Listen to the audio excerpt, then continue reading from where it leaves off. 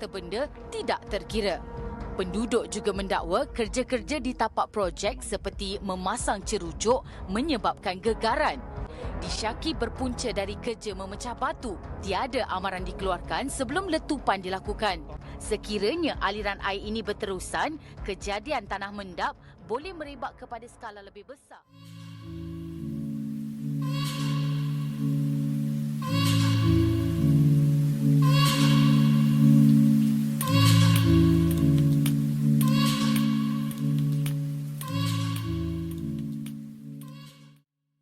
Kami akan memperjelaskan impak pembinaan dan pembangunan terhadap sistem ekologi, alam sekitar dan sosio-ekonomi masyarakat setempat.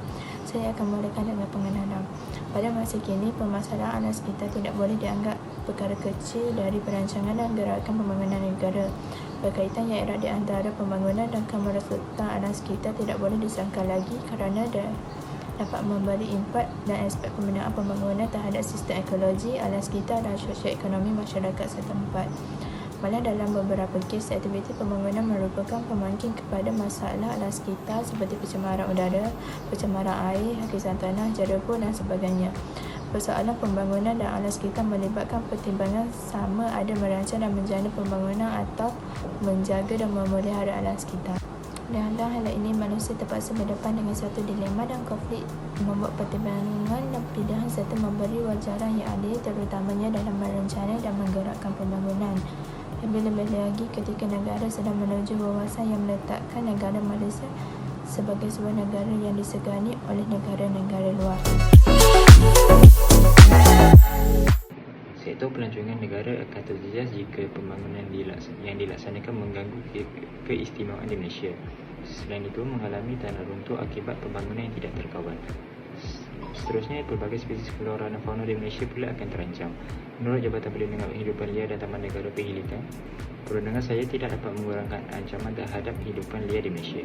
Dan terakhir sekali, pembangunan di Malaysia ternyata memberikan kesan negatif terhadap populasi pelbagai haiwan seperti harimau belang, gajah, badak cipais serta pelbagai jenis burung.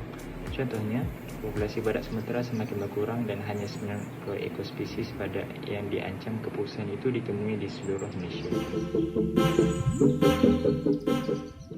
Matlamat penyiasatan ini adalah untuk mengkaji impak pembinaan dan pembangunan terhadap sistem ekologi, alam sekitar dan sosioekonomi masyarakat setempat. Hal ini perlu difikirkan bahawa pembangunan fizikal mempunyai kesan ke atas kedua-dua sosioekonomi dan pertumbuhan ekonomi negara. Biasanya apabila keselesaan masyarakat meningkat, taraf hidup akan meningkat. Oleh sebab itu, kami membuat kajian untuk kaitan pembangunan fizikal dengan keadaan sosioekonomi di tempat tersebut. Kami mempunyai dua objektif utama, iaitu umum dan khusus untuk membimbing penyelidikan kami. Objektif umum adalah untuk mengkaji impak pembinaan dan penduduk tentang pembangunan dan pembinaan yang telah berlaku di sekitar mereka. Ini boleh mendapatkan kutipan dan pandangan secara cadangan untuk penambahbaikan daripada penduduk sendiri. Objektif khusus yang telah kami dapati adalah 3, iaitu mengenal sejauh mana impak pembinaan dan pembangunan terhadap ekologi, alam sekitar dan sosioekonomi masyarakat. Yang kedua adalah impak positif dan negatif bagi perubahan pembinaan dan pembangunan terhadap sistem ekologi, alam sekitar dan sosioekonomi masyarakat setempat. Dan yang terakhir adalah melihat persepsi masyarakat sendiri terhadap pelbagai pembinaan dan pembangunan terhadap sistem ekologi, alam sekitar dan sosioekonomi masyarakat setempat.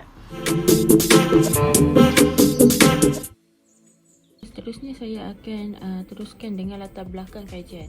Secara umumnya pendidikan alam sekitar bermula dari tindak susul persidangan Stockholm mengenai ekologi manusia yang diadakan pada tahun 1972.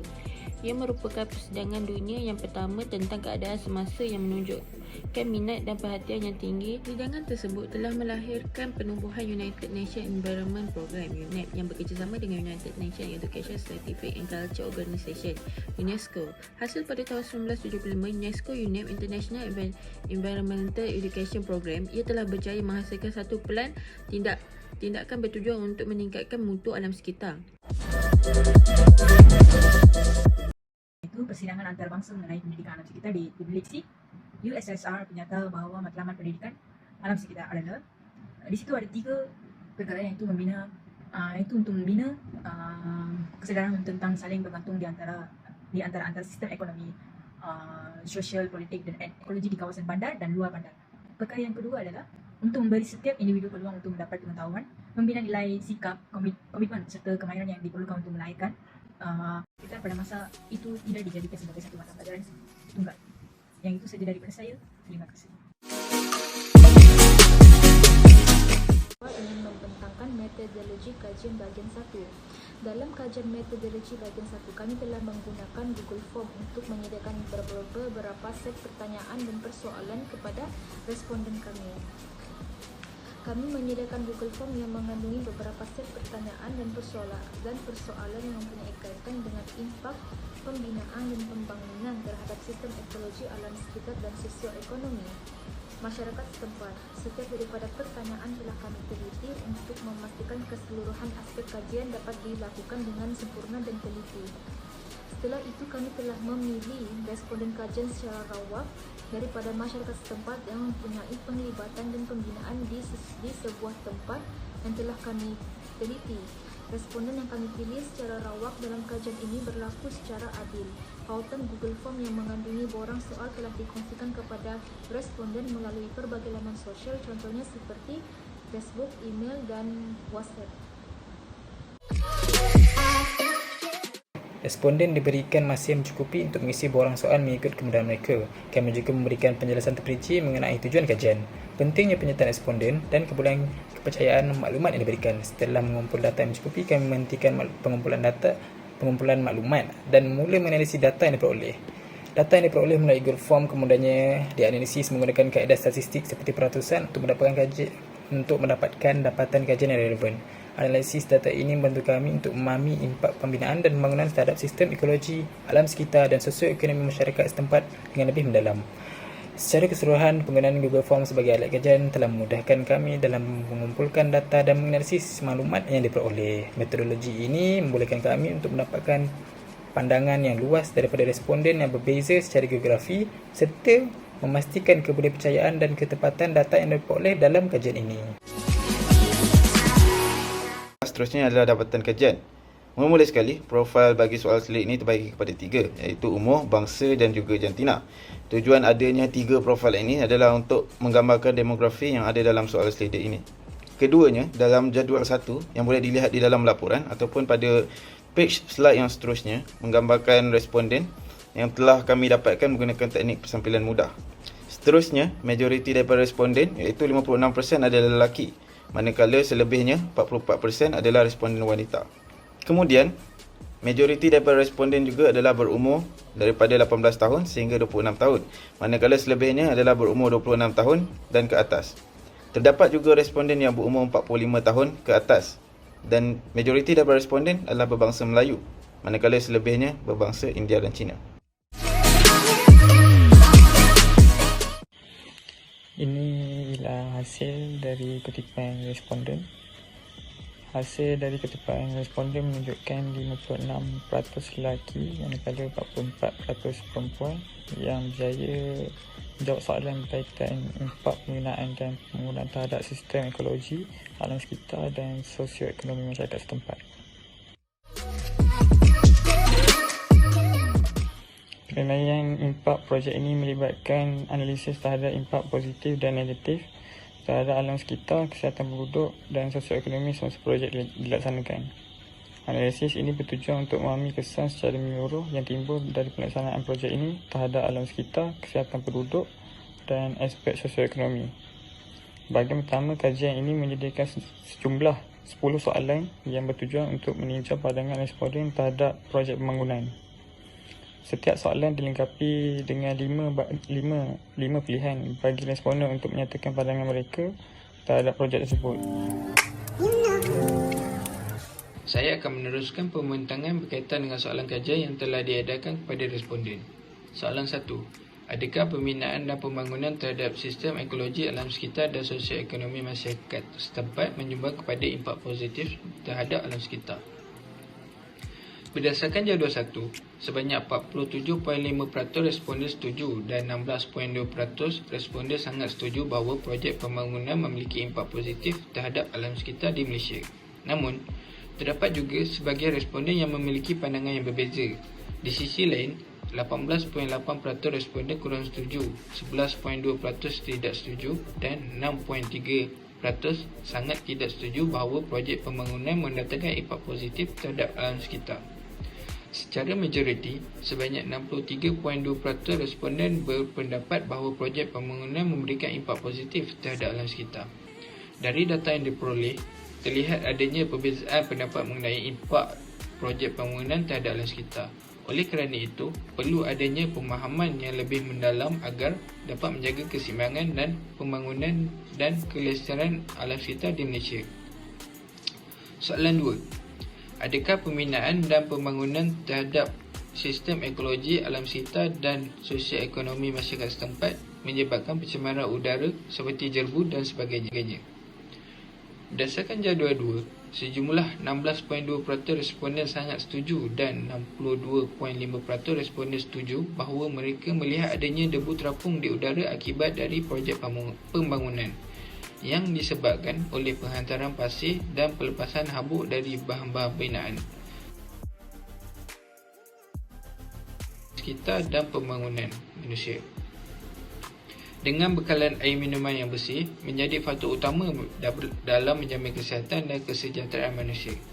Dalam kajian ini, seramai 65.1% responden sangat setuju dan setuju bahawa sumber air minuman tercemar apabila projek pembinaan berlaku di tempat mereka. Soalan 4. Adakah pembinaan pembangunan terhadap sistem ekologi dalam alam sekitar dan sosioekonomi masyarakat setempat menyebabkan sistem peparatan terjejas? Berdasarkan jadual 4, masalah timbunan sisa pekerja dalam sistem peparatan bukanlah perkara baru di Malaysia, terutamanya di lokasi pembinaan.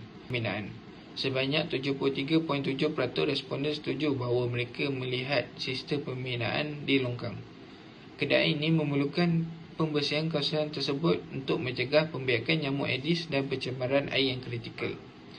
Meskipun demikian, 66.4% responden menganggap keadaan ini masih dalam tahap terkawal dan berpendapat bahawa pihak pengusaha telah membuat perubahan dalam pengolahan sistem pembinaan. Ini saya akan meneruskan pembentangan berkaitan dengan soalan kajian yang telah diadakan kepada responden. Jadi soalan seterusnya, adakah pembinaan dan pembangunan terhadap sistem ekologi alam sekitar dan sosioekonomi masyarakat setempat menyebabkan pencemaran bunyi dari tapak binaan? Jadi seramai 26.2% daripada responden sangat bersetuju dan 55% bersetuju bahawa impak bunyi yang kuat berasal dari tapak pembinaan boleh mengganggu keselesaan mereka. Gangguan yang dikaitkan dengan intensiti bunyi luaran dan kesan bunyi tersebut terhadap kesejahteraan mental individu. Jadi aktiviti pembinaan yang dilakukan di tapak pembinaan tersebut menghasilkan bunyi daripada kenderaan dan jentera yang mengganggu ketenangan dan mempengaruhi emosi penduduk sekitarnya. Jadi seramai 18.8% daripada responden merasakan bahawa pencemaran bunyi sementara ini masih boleh diterima selagi ia tidak memberi kesan yang ketara terhadap keselesaan penduduk di sekitarnya. Jadi penting bagi pihak yang berkaitan untuk memberi perhatian dan menguruskan impak bunyi yang dihasilkan oleh projek pembinaan. Jadi soalan seterusnya adalah pembinaan dan pembangunan terhadap sistem ekologi alam sekitar dan sosioekonomi masyarakat setempat menyebabkan pertambahan peluang pekerjaan. Jadi soalan seterusnya adalah pembinaan dan pembangunan terhadap sistem ekologi alam sekitar dan sosioekonomi masyarakat setempat memberi peningkatan dan tempat kemudahan awam. 20% daripada responden bersetuju dan 63% responden berpendapat bahawa pembinaan dan pembangunan terhadap sistem ekologi alam sekitar dan sosioekonomi masyarakat setempat memberikan peningkatan kepada tempat kemudahan awam. Jadi projek pembinaan seperti jalan raya, taman, sekolah, hospital dan kemudahan komuniti yang lain dapat meningkatkan accessibility dan juga kualiti hidup dalam masyarakat setempat. Jadi soalan seterusnya, adakah pembinaan dan pembangunan terhadap sistem ekologi, alam sekitar dan sosioekonomi masyarakat setempat menyebabkan peningkatan pendapatan tempatan? Jadi terdapat juga 20% daripada responden yang kurang bersetuju dengan pernyataan tersebut.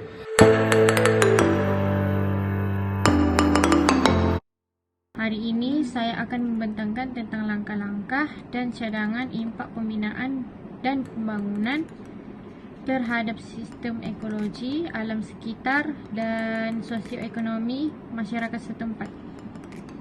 Poin yang ketiga adalah kelemahan perancangan pembinaan dan pembangunan telah menyebabkan limpahan pembinaan dan pembangunan dilihat sebagai pendatang masalah kepada masyarakat seperti kesesakan lalu lintas, pencemaran dan peluang pekerjaan. Perubahan itu berlaku apabila melihat suatu isu dengan lebih mendalam dan berkait kepada keperluan masyarakat. Kaedah yang holistik ke atas bidang perancangan negara juga boleh dikaitkan dalam sesuatu perubahan. Oleh itu, untuk melaksanakan pembinaan dan pembangunan, mungkin agak sukar sekiranya tanpa ada agensi perancangan yang baharu dan lebih mantap. Langkah-langkah dan cadangan impak pembinaan dan pembangunan terhadap sistem ekologi, alam sekitar dan sosioekonomi masyarakat setempat. Dalam penyelidikan ini, sebahagian projek ini tidak memberikan limpahan pembinaan dan pembangunan terhadap masyarakat, contohnya peluang pekerjaan. Namun, terdapat juga beberapa projek yang telah memberikan limpahan kepada masyarakat sama ada faktor positif ataupun negatif, seperti menyumbangkan peningkatan masalah sosial, jenayah dan peningkatan infrastruktur negeri. Merujuk kajian ini, majoriti responden bersetuju bahawa pembinaan dan pembangunan terhadap sosioekonomi masyarakat setempat memberi limpahan yang positif. Ini membuktikan bahawa projek tersebut adalah projek yang berjaya dilaksanakan oleh kerajaan negeri kita. Persepsi masyarakat terhadap pembinaan dan pembangunan adalah merujuk kepada penglibatan dan pemerhatian responden dalam pembinaan dan pembangunan tersebut. Jika sesuatu pembinaan dan pembangunan itu dapat memberikan sumbangan kepada masyarakat, maka persepsi masyarakat lebih cenderung dalam menilai pembangunan pada tahap yang baik. Namun, jika sebaliknya, persepsi masyarakat lebih cenderung apabila penilaian di tahap yang buruk.